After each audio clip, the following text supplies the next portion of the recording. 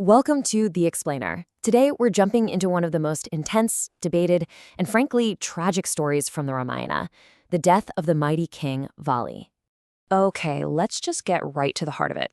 This is the big question that people have been asking for thousands of years. Why would Sri Rama, who is supposed to be the very model of righteousness, take out an enemy from hiding? To really get that, you first have to understand the guy he was up against. So first things first, let's talk about the king of Kishkinda himself. Vali wasn't just some king. He was an absolute force of nature, a warrior that most people thought was literally invincible.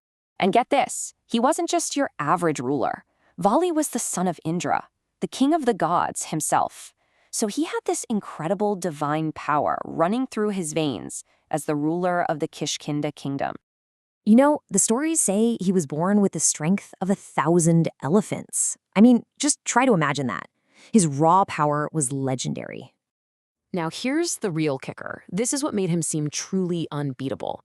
He had this special boon, this divine gift, that made fighting him head-on pretty much a suicide mission. Why? Because anyone who faced him would instantly lose half their strength, and all that power would go straight to Vali. So the longer you fought him, the weaker you got, and the stronger he became. So you're probably wondering, how on earth does a guy this powerful meet his end?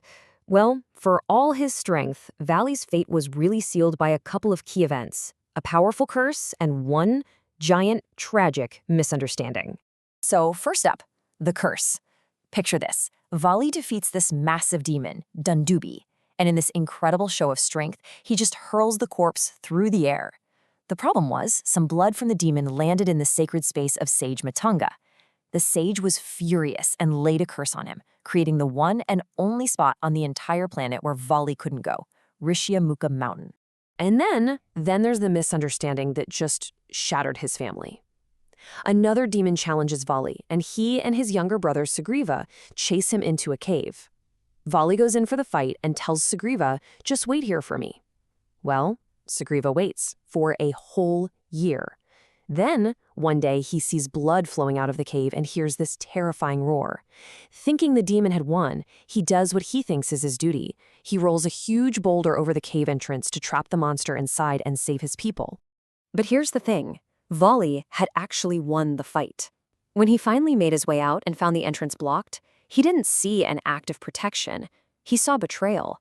He thought his own brother had tried to entomb him forever to steal the kingdom. And blinded by this rage, he banished Sugriva from the kingdom. Okay, and this is the moment where a terrible family tragedy spirals into a violation of cosmic law. Vali's anger didn't just stop at exiling his brother. He was so consumed by this wrath, so convinced he was the one who had been wronged, that he crossed a line he could never, ever come back from. He took Rama, Sugriva's wife, and forced her to become his own queen. And that act changed everything. This wasn't a squabble over a kingdom anymore. It had become a profound moral crime. And this right here is the absolute heart of the matter. You have to understand, this wasn't just seen as something wrong. This was a dharma, a serious sin against the moral order of the universe. To forcibly take your younger brother's wife? Well, in the eyes of Dharma, that was an act that just could not be ignored. And it's exactly that act of adharma that opens the door for divine intervention, which arrives in the form of Sri Rama. So you have Sugriva hiding out on the one piece of land that Vali can't touch, Rishyamukha Mountain. And who should wander into this very area? Rama and his brother Lakshmana, who are on their own desperate search for Rama's kidnapped wife, Sita. Their goals just perfectly aligned. Rama promises to help Sugriva get his kingdom and his wife back, and in return, Sugriva promises to use his entire army to help find Sita. A deal is struck. So, the alliance is made. The plan is in motion, and the stage is set for this final and ultimately tragic confrontation between these two brothers, with a divine power now waiting in the wings. But you know, the first attempt was a total disaster. The two brothers looked so identical that as they fought, Rama couldn't tell them apart, and he couldn't risk hitting Sugriva by mistake. Sugriva gets beaten half to death and has to run for his life. So for the second try, Rama came up with a really simple fix. He put a garland of flowers around Sugriva's neck. Now, he'd be able to tell them apart. Now, Vali's wife, Tara, she had a terrible premonition and begged him not to go fight. But his pride was just too great. He ignored her and charged into battle again. And just as he was about to land the final killing blow on his brother, an arrow flies out from the trees and hits him right in the chest.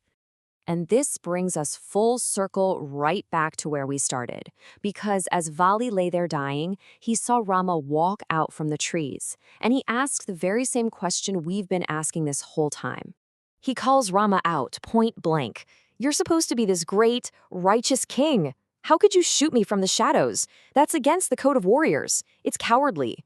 And Rama's answer is the core of the whole justification.